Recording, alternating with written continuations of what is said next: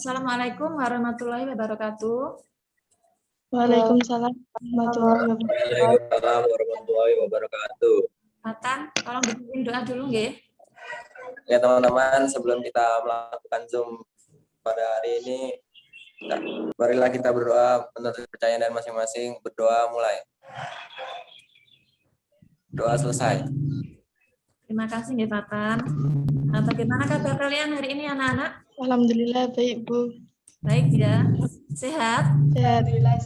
Alhamdulillah. Kalau dalam masa pandemi ini kesehatan itu sangat penting ya. Jadi jangan lupa selalu jaga kesehatan.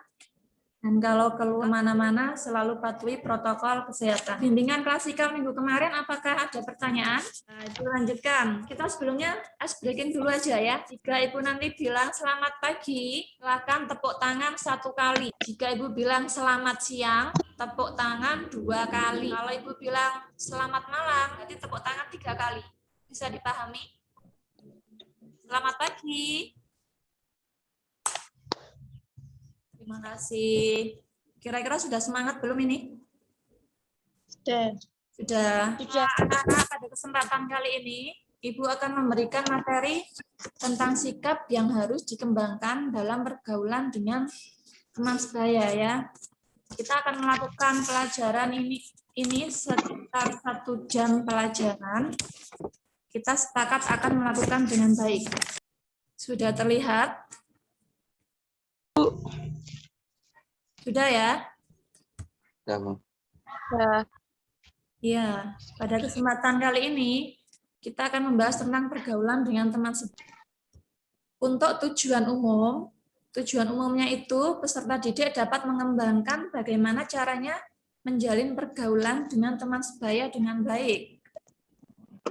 Tujuan khususnya peserta didik dapat mengelola sikap yang sebaiknya dikembangkan dalam pergaulan dengan teman sebaya. Sikap yang sebaiknya dikembangkan dalam pergaulan dengan teman sebaya diantaranya memiliki sikap bertanggung jawab. Remaja diharapkan belajar memiliki kemauan untuk menerima akibat dari tindakan atau ucapan yang dilakukan. Sikap bertanggung jawab ini tidak hanya saat berelasi dengan orang lain, tetapi juga pada diri sendiri. Belajar memahami diri. Remaja belajar mengenal karakteristik dirinya sendiri yang meliputi aspek fisik, emosi, intelektual, dan sosial. Dengan memiliki pemahaman mengenai diri sendiri, maka remaja akan mengetahui kekuatan dan kelemahan dirinya sehingga dapat membentuk konsep diri yang positif. Nah, kira-kira kalian sudah memahami dirinya sendiri atau belum ini? Belum. Belum, ada yang belum paham dirinya sendiri. Sudah. Ya, berikutnya bersikap jujur. Bersikap jujur terkait dengan sikap terbuka, sehingga remaja berani untuk menampilkan diri sebagai dirinya sendiri, sesuai dengan apa yang dimiliki dan kepribadiannya. Ada yang masih tidak jujur ini? Berikutnya empati. Dengan sikap ini akan tumbuh kepedulian dan kesetiakawanan. Suatu permasalahan yang muncul bisa dirasakan menjadi milik dan tanggung jawab bersama, sehingga akan menciptakan semangat saling membantu. Nah, sekarang Ibu ingin bertanya ke kalian, kira-kira bagaimana mengelola sikap baiknya dikembangkan dalam pergaulan dengan teman sebaya? Menurut pendapat Adi Ridwan. Menurut saya, Ya. cara mengelolanya adalah dengan cara berkomunikasi dengan baik dengan teman sebaya. Ya. Kemudian harus berkata jujur meskipun itu sangat menyakitkan untuk sahabat kita. Itu ya. Sudah Bu, itu saja Bu. Ya, terima kasih. Cara mengelola sikap yang sebaiknya dikembangkan dalam pergaulan dengan teman sebaya.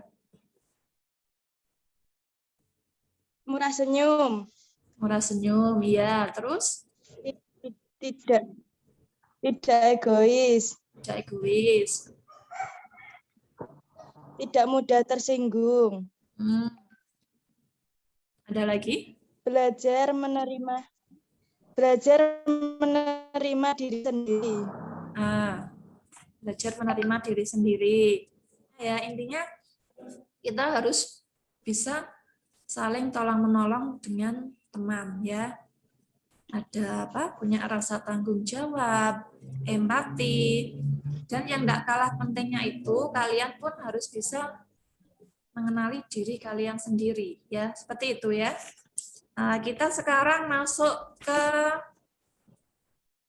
kuis yang sudah Ibu berikan kemarin. Ya, kuisnya tentang apa? Tentang apa? Apakah Anda sahabat atau teman yang baik?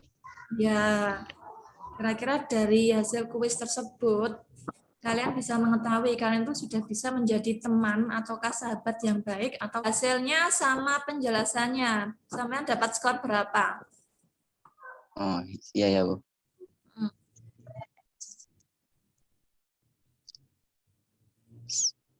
Saya mendapat skor 23.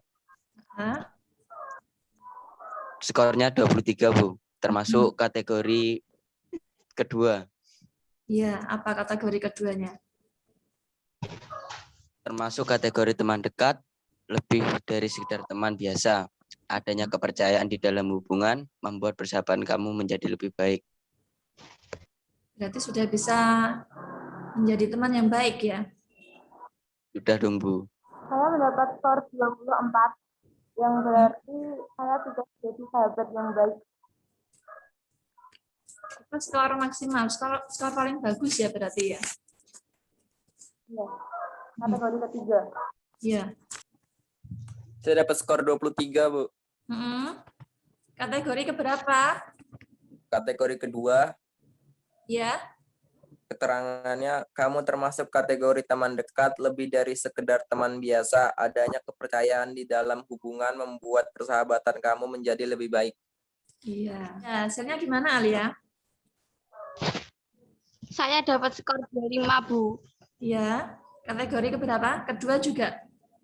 3. 3. Keterangannya? Kamu adalah orang sahabat yang baik. Sudah bisa jadi sahabat ya?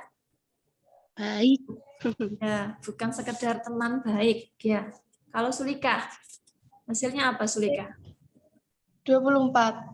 24 ya. Masuk kategori berapa? Kedua.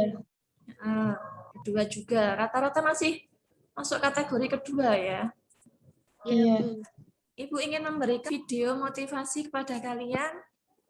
Ibu harap kalian memperhatikan dengan seksama apa yang dapat kalian petik dari video yang Ibu tayangkan. Setiap orang punya harapan. Setiap orang punya cita-cita. Ingin lebih sehat, lebih sukses, lebih kurus, lebih bahagia. Ingin jadi orang kaya, ingin jadi orang sukses, orang terkenal. Well, boleh-boleh aja sih, bagus malah. Hidup itu harus punya tujuan. Hidup itu harus punya mimpi. Tapi selain itu semua, selain menjadi orang hebat, jangan lupa juga untuk tetap jadi orang baik. Bukan kita membuat kita menjadi orang yang kurang peka. Karena terlalu sibuk dan banyak tugas yang menumpuk, kamu jadi gak sabaran, udah marah dan emosian. Karena ambisi, kadang kamu menjadi individu yang egois. Mau menang sendiri dan kurang bisa berempati. Padahal, sebagai manusia, harusnya kita tidak boleh hanya mengisi ego kita dengan pencapaian dan kesuksesan. Tapi kita juga harusnya mengisi hati kita dengan kebaikan. Dan menjadi baik, tidak harus selalu memberikan sumbangan, uang, donasi, charity. Tidak. Tidak perlu sesuatu hal yang besar. Tapi dari hal yang sederhana saja, sudah bisa memberikan senyuman di wajah mereka. Jadi orang baik dengan tidak nyinyir, tidak menghujat. Jadi orang baik dengan menjadi lebih sabar, lebih peka, lebih peduli. Jadi orang baik dengan bersikap ramah, memberikan perhatian, menjadi pendengar yang baik, dan sahabat yang sedang kesulitan. Ya, memang semua itu bukan sesuatu yang harus kamu lakukan. Itu bukan kewajiban, tapi itu adalah kesempatan untuk kamu melakukan kebaikan. Setiap hari adalah kesempatan untuk kamu menjadi berkat. Coba diingat-ingat lagi, di dalam hidupmu, kamu pasti pernah mendapatkan kebaikan. Baik itu dari orang yang dikenal maupun yang tidak dikenal. Baik itu bantuan yang kamu minta maupun yang datang tidak terduga. Lalu, apa yang sudah kamu lakukan dengan kebaikan itu? Kebaikan itu bukan untuk dibalas, tapi untuk diteruskan. Diteruskan ke orang berikutnya, diteruskan ke siapa saja. Walaupun mungkin kamu tidak akan bisa berbuat baik ke semua orang, tapi kamu bisa berbuat baik ke orang-orang yang Tuhan taruh dalam hidupmu. Orang-orang yang ada di kanan kirimu, wajah-wajah yang kamu temui setiap hari di dalam hidupmu. Tuhan memberikanmu hidup bukan karena kamu membutuhkannya, tapi karena ada orang-orang lain yang membutuhkanmu. Sebuah uluran tangan bisa menjadi penyambung kehidupan. Oh iya, selain itu, kamu juga gak perlu bilang bahwa kamu orang baik. Karena dari sikapmu saja sudah menunjukkan siapa dirimu. Tindakanmu akan melebihi kata-katamu. Ada pepatah yang mengatakan, jika kamu ingin bahagia 1 jam, maka tidurlah. Jika kamu ingin bahagia sehari, maka pergilah memancing. Jika kamu ingin bahagia sebulan, menikahlah. Jika kamu ingin bahagia setahun, maka warisilah harta. Dan jika kamu ingin bahagia seumur hidup, maka berbuat baiklah. Menurut saya, pepatah itu ada benarnya. Dan percaya deh, ketika kamu berbuat baik kepada orang yang membutuhkan, maka Tuhan pun akan mengirim orang baik kepadamu ketika kamu membutuhkan. Jadi, ingat ya, tahun ini, hari ini, selain menjadi orang hebat yang kamu cita-citakan, jangan lupa juga untuk tetap jadi orang baik.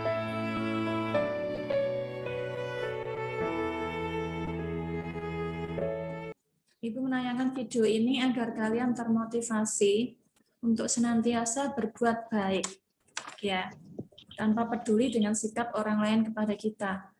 Karena perbuatan baik itu pada akhirnya merupakan urusan kita dengan Tuhan. Mengelola pergaulan dengan teman sebaya, untuk kesimpulannya kira-kira ada yang bisa menyimpulkan?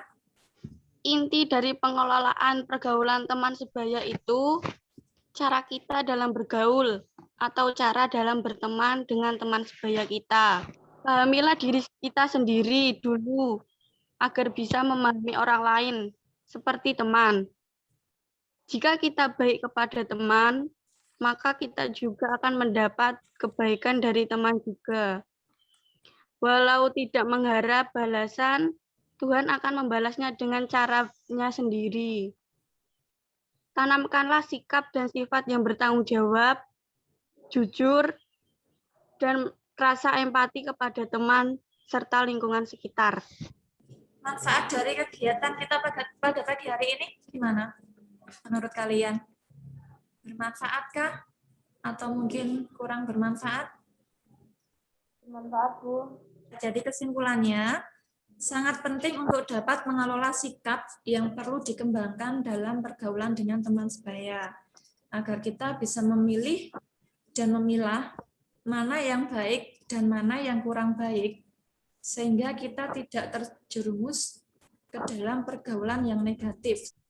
Tugasnya dikerjakan secara kelompok ya. Ibu nanti akan mengirim nama-nama kelompok lewat grup WA saja ya.